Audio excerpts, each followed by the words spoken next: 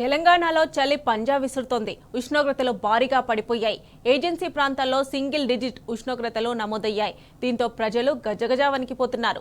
పెరిగిన చలి తీవ్రతతో ప్రజలు ఇళ్ల నుంచి బయటకు వచ్చేందుకు జంకుతున్నారు. ముఖ్యంగా ఉత్తర తెలంగాణ జిల్లాల్లో 10 డిగ్రీలలోపు ఉష్ణోగ్రతలు నమోదయ్యాయి.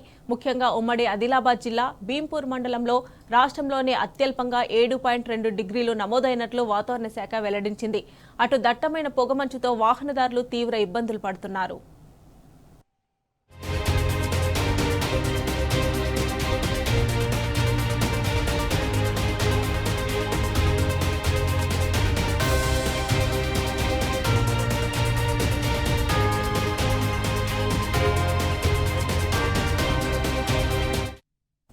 ఆదిలాబాద్ జిల్లాలో రోజురోజుకు పడిపోతున్న ఉష్ణోగ్రతలు బెంబేలెత్తిస్తున్నాయి.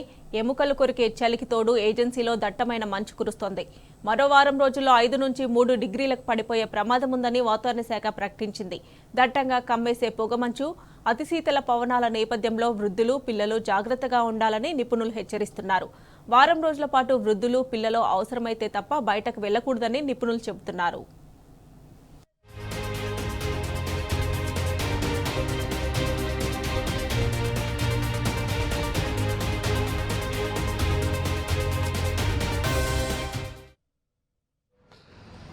రెండు రోజుల ముందు చలి లేకుండే, ఇప్పుడు 2 రోజుల నుంచి చాలా చలి అయింది.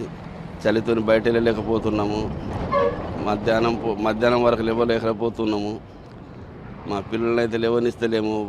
జ్వరాలు, దగ్గు, సర్ది ఇవన్నీ బాగా వస్తున్నాయి పిల్లలకు. అందుకొరకని మేము ఇప్పుడు బయట వెళ్ళాలన్నా కానీ చాలా తక్లీఫ్ ఉంది.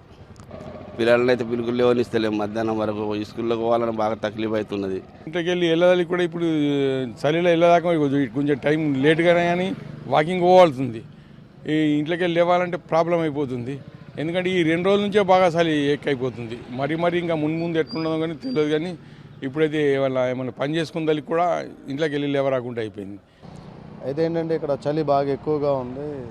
ఎర్లీ మార్నింగ్ వాకింగ్ వద్దామని కూడా ఈ చలికి లేవలేకపోతున్నాం.